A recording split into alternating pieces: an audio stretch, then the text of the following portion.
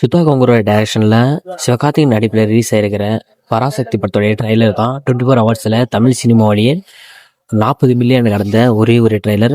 இதுக்கு முன்னாடி எந்த படமே தமிழ் சினிமாவில் 40 மில்லியன் கடக்கல. இது ஃபர்ஸ்ட் டைம் ஒரு நியூ ரெக்கார்ட் கிரியேட் பண்ணியிருக்காரு சிவகார்த்திகேயன்.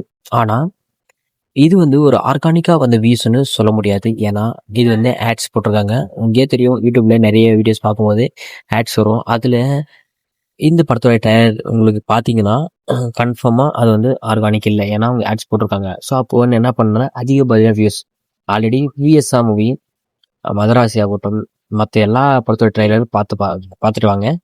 கிட்டத்தட்ட எல்லாமே 24 ஹவர்ஸில் 10 மில்லியன் 7 மில்லியன் 12 மில்லியன் தான் இருக்கும். ஆனால் இந்த படம் மட்டுமே எப்படியாவது தளபதி விஜயோடைய சேனல் படத்துடைய வியூஸ் ரெக்கார்டை பிரேக் பண்ணுன்றதுக்காகவே அப்டேட்டட் வியூஸ் 34 மில்லியன் வர வரை வெயிட் பண்ணி அதுக்கப்புறமா பூஸ்ட் பண்ணி 40 மில்லியனு ரியல் டைமாக ஆக்கிட்டாங்க.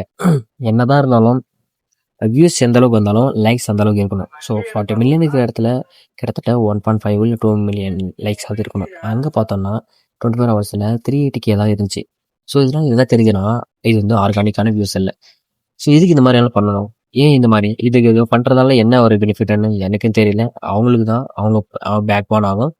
ஸோ ட்ரைலர் நல்லா தான் இருக்குது, நல்லா இல்லைன்னு சொல்ல. ஆனால் இந்த மாதிரி ரிவ்யூஸ் கொண்டு வந்திருந்தாங்க தப்பு. ஸோ இந்த மாதிரி விஷயங்கள்லாம் பண்ணியாவது தளபதி பீட் பண்ண நினைக்கிறாங்க. பார்க்கலாம் அவங்க நல்லா பண்ணுறாங்க.